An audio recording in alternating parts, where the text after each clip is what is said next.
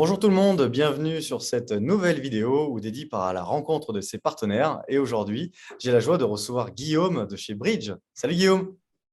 Salut Florian, merci beaucoup de nous recevoir dans ton émission. Parce que j'ai vu qu'il y avait Honnête. maintenant, j'ai vu qu'il y avait quand même tout un tas de présentations, de vidéos et tout. C'est hyper intéressant. Donc merci beaucoup de nous accueillir.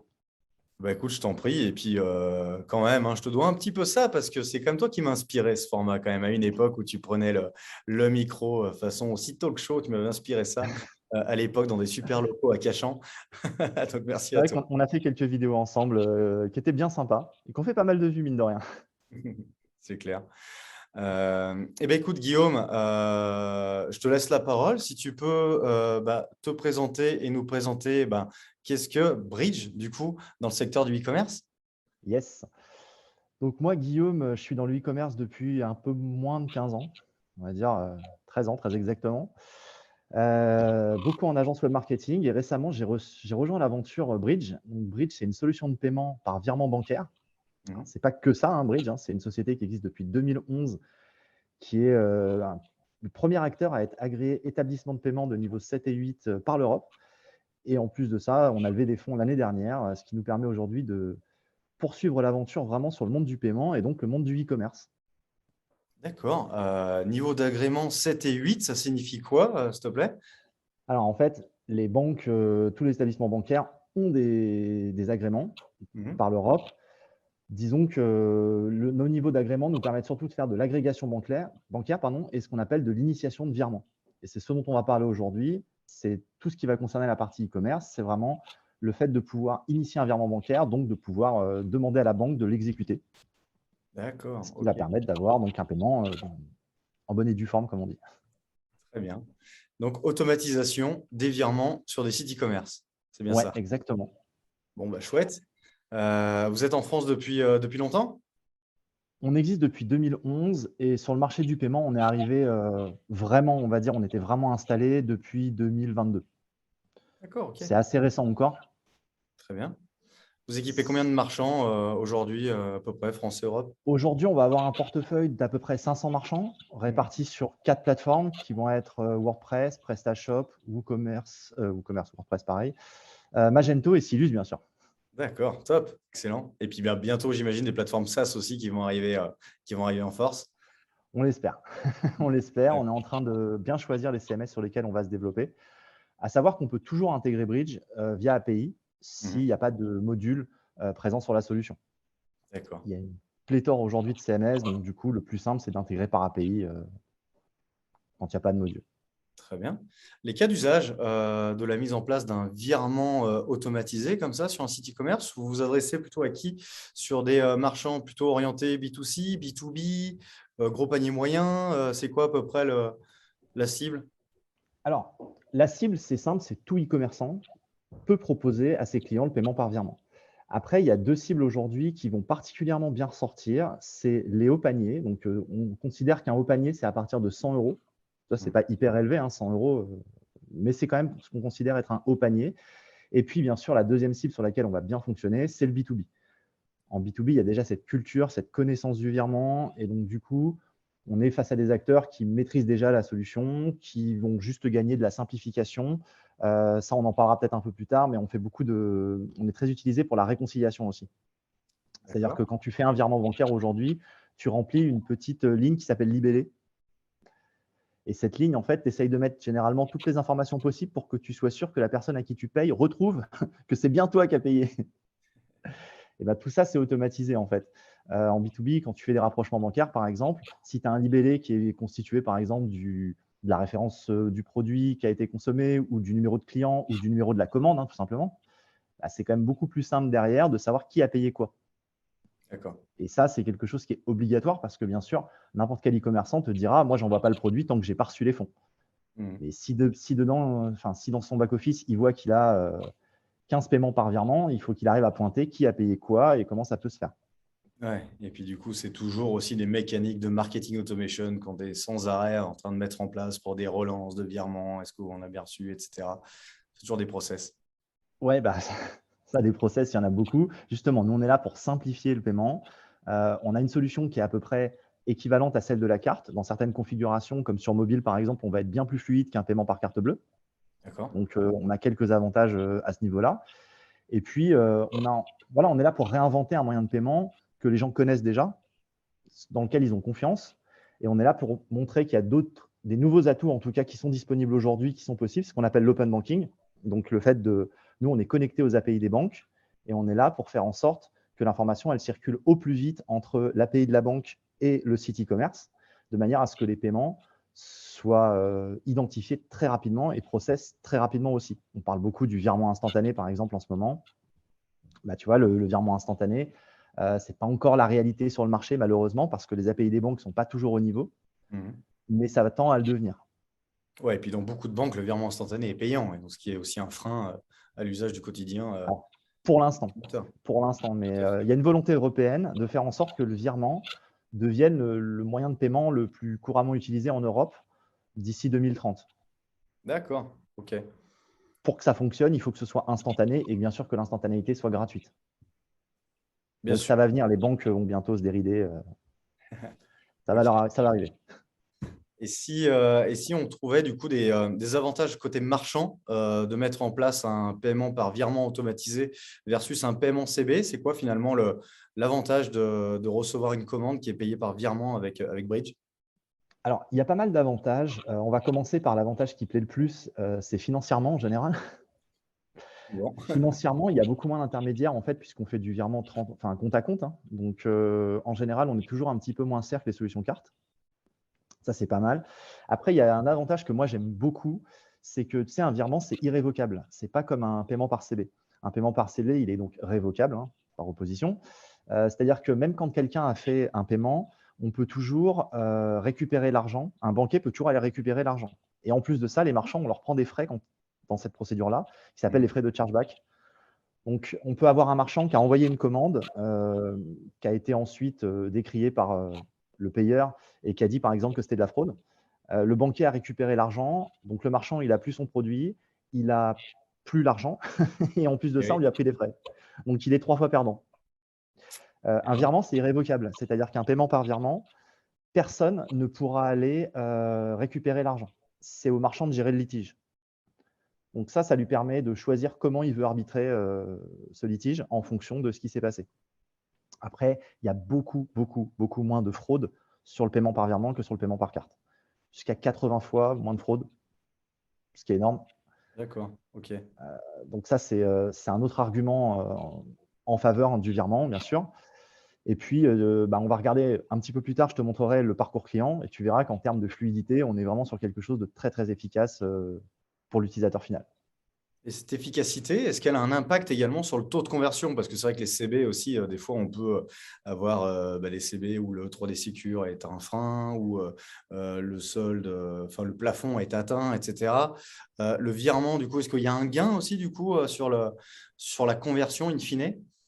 Alors oui, il y a un gain, mais il est très difficilement calculable aujourd'hui. Aujourd'hui, il faut savoir que le paiement par virement, c'est quand même quelque chose qu'on connaît et les gens n'ont pas forcément le réflexe. Le moyen de paiement préféré des Français, ça reste la carte bleue. Nous, aujourd'hui, on est vraiment là pour répondre à ce qu'on appelle les KO cartes, c'est-à-dire quand ta carte bleue, elle ne passe pas, comment tu fais? D'accord. Eh bien, tu processes avec un autre moyen de paiement. Et le paiement par virement, là, il va améliorer ton taux de transfo parce qu'avant, tu avais par exemple sur 10 paiements, tu en avais 2 en échec. Et bien, sur ces 2 en échec, tu en perdais peut-être un parce que lui, il n'avait pas envie de passer par d'autres moyens de paiement ou il n'y avait pas d'autres moyens de paiement qui lui convenaient. Et puis le deuxième, tu l'as peut-être récupéré, on va dire, par un moyen de paiement quelconque. Donc nous, on va améliorer le taux de transfo parce qu'on va récupérer des paiements qui sont en échec. D'accord. Donc ça, effectivement, c'est plus simple. On va aussi permettre des paiements qui n'étaient pas possibles avec la carte. C'est-à-dire que quelqu'un qui veut acheter un canapé à 3 000 € sur Internet, bah, il faut quand même qu'il ait une carte qui a un plafond de 3 000 €. Donc, c'est quand même une carte qui a un plafond assez élevé, ce qui n'est pas le cas de tout le monde aujourd'hui. Donc, en ça, on va améliorer le taux de transfo. Donc, difficilement mesurable d'un côté, mais on sait qu'il y a un effet positif de l'autre. Ok, super clair. Et du coup, tu m'as fait un teasing. Tu m'as dit que tu allais nous montrer un parcours utilisateur et moi, j'adore ça. Écoute, est-ce que tu pourrais nous montrer le concret Bien d'un sûr, parcours utilisateur d'un site qui utilise Bridge? bien sûr. Je vais te montrer très simplement une petite vidéo qui dure 1 minute qu'on va parcourir ensemble. Allez, Hop. Est-ce que tu vois bien mon écran? yes. Hop. Donc là, on est sur un site PrestaShop. On va acheter un MacBook Pro à 1 €. Voilà. Parce que BridgePay, c'est vraiment pas très cher. Tu passes ta commande, tu rentres tes informations de paiement. Et là, voilà, première information, tu arrives en fait sur la sélection des modes de paiement. Donc là, on n'a pas activé autre chose que le chèque et le virement. OK. Et quand tu cliques sur payer par virement instantané, enfin immédiat par Bridge, la seule information qu'on va demander à l'utilisateur final, c'est quelle est sa banque. Donc, il a une liste de banques ainsi qu'un champ pour pouvoir saisir sa banque s'il ne la trouve pas dans la liste déroulante. Voilà, là, on va prendre un exemple avec Boursorama. Et une fois qu'il a choisi sa banque, automatiquement, il est redirigé vers son app bancaire sur son mobile. Il y a tout un système de contrôle anti-fraude, bien sûr. Et une fois qu'il arrive sur son app bancaire, il va s'authentifier soit avec un Touch ID, soit avec un Face ID, ou bien en rentrant son code, bien sûr. Donc, c'est ce qu'on appelle une authentification forte. À partir de là, il n'arrive pas sur la consultation de ses comptes, il arrive directement sur le résumé de la commande qu'il est en train de passer. Donc, tu vois, c'est hyper fluide. Il n'a rien eu à saisir, si ce n'est chercher sa banque dans une liste déroulante. Et une fois que la commande est validée, automatiquement, la personne va repartir sur la page de confirmation de commande. Comme ça, tous les trackers marketing vont pouvoir s'activer sans problème. Excellent. Et effectivement, hyper rapide, parce que le virement, il y a toujours le côté pénible de tiens, il faut que je me connecte à ma banque, OK. Et après, il y a la saisie du bénéficiaire avec la double authentification, etc. Là, au final, on gagne 5 à 6 étapes, quoi, non? Grâce à l'open banking, franchement, tout est automatisé, tout est instantané. Il n'y a plus tous les éléments fastidieux qui peuvent induire en erreur quelqu'un. Enfin, voilà, quand tu tapes un IBAN, tu peux faire une faute d'un numéro, décaler un chiffre. Enfin, ça peut arriver. Tu n'as pas vraiment de problème à te soucier quand tu es utilisateur final. Et pour le marchand, ce qui est bien, c'est que comme nos API sont directement connectés aux banques, on sait tout de suite quand la banque exécute le virement. C'est-à-dire que dès que la banque donne son accord sur OK, le virement, je vais le faire transiter, on a l'information, on la remonte directement dans le back-office du marchand. Comme ça, de son côté, lui, le statut de commande se met à jour. Et on reprend les statuts de commande traditionnels de son site e-commerce. Oui. Comme ça, tout peut se redéclencher dès que les statuts sont mis à jour. Tu fais l'appel API comme une CB Exactement. le paiement est validé et du coup, ça transforme la commande à son bon statut et ça déclenche les process côté marchand de manière classique, quoi, automatique. Ouais. C'est ça. En fait, on a pris ce parti, on avait cette volonté de faire en sorte que notre moyen de paiement, il devait être plus simple pour l'utilisateur, mais il devait être aussi hyper fluide pour le marchand. Parce que le marchand, on sait très bien qu'il peut avoir une gestion un peu compliquée, voire semi-automatisée de son site e-commerce, en fait. Tu peux avoir un service expédition, des choses comme ça. Donc, quand tu as un paiement par virement qui n'est pas instantané, du coup, il ne faut pas que le service expédition envoie la marchandise avant qu'on ait eu la confirmation du paiement. Et tout ça, c'est géré au travers d'un statut intermédiaire. C'est la seule chose qu'on vient créer. Et dès que ce statut est mis à jour par les banques, automatiquement, ça arrive chez nous. On ping le site e-commerce du marchand et ça se met à jour chez lui. Trop bien. Donc, tu as des délais hyper courts. Excellent. Délai hyper court. Et en plus, tu nous as dit que c'était limite moins cher qu'une CB. C'est quoi la structure de coût de mise en place de Bridge, C'est d'utilisation? exactement la même que pour les cartes bancaires. Ouais. Donc, après, en fonction de combien tu payes avec ton contrat bancaire, tout va dépendre si on sera à peu près moins cher. En général, on est dans les mêmes eaux que la carte bleue. Là où on est très, très avantageux niveau coût, c'est en B2B par contre, parce que les cartes pro coûtent très cher malheureusement. Donc là, on est vraiment très, très avantageux. Bon, top. En tout cas, tu as déjà convaincu, il me semble, 3 clients dédiés suite à tes présentations qui datent il n'y a même pas 2 mois. Donc, c'est que la plateforme, elle est belle et puis qu'elle fonctionne bien. Donc, ça, c'est chouette. Ouais, le produit est super sexy. Encore une fois, je me répète, mais très fluide. Tu vois, quand je suis arrivé chez Bridge, tout le monde me disait on est là pour fluidifier les moyens de paiement. Alors, au début, je me suis dit mais ça ne veut rien dire. Et en fait, tu le comprends avec l'utilisation. C'est vrai qu'en fait, tu as un produit qui est super fluide et tu te rends compte que ton principal argument, c'est de dire OK, regarde, nous, on est vraiment sans couture, quoi. Il n'y a pas de frein. À aucun moment, la personne, elle peut être perdue. À aucun moment, la personne, elle peut avoir un doute. Alors qu'aujourd'hui, faire un virement traditionnel par toi-même avec ton téléphone, tout le monde c'est une étape qu'on remet toujours à plus tard parce que c'est compliqué.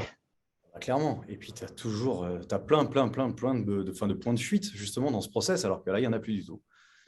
Exactement.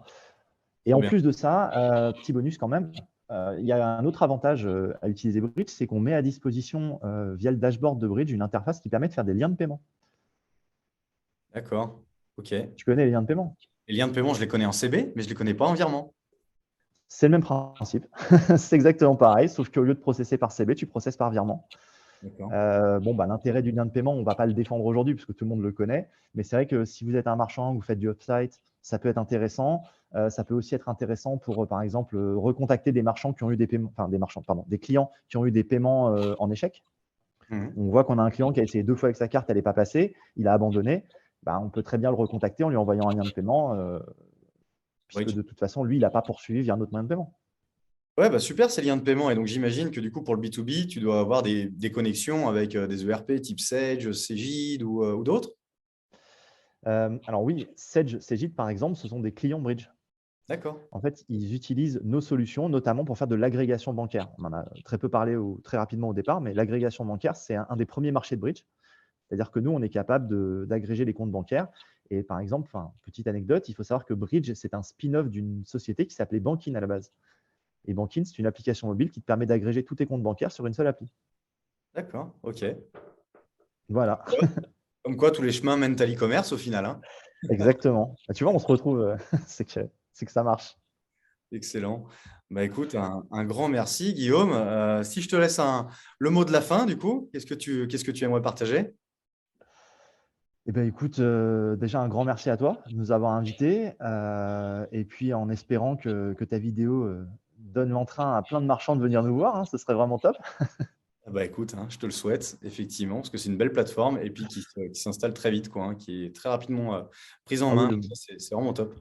module installé en quelques minutes, on va dire, par les mains expertes des agences, qui savent faire. Ah, c'est ça. Nickel. Eh ben, un grand merci, Guillaume. Merci beaucoup en tout cas. Passe le bonjour à toute l'équipe Ça roule. Bah toi et aussi. on se dit donc, à très bientôt. Allez, à bientôt. Ciao. Salut. Ciao.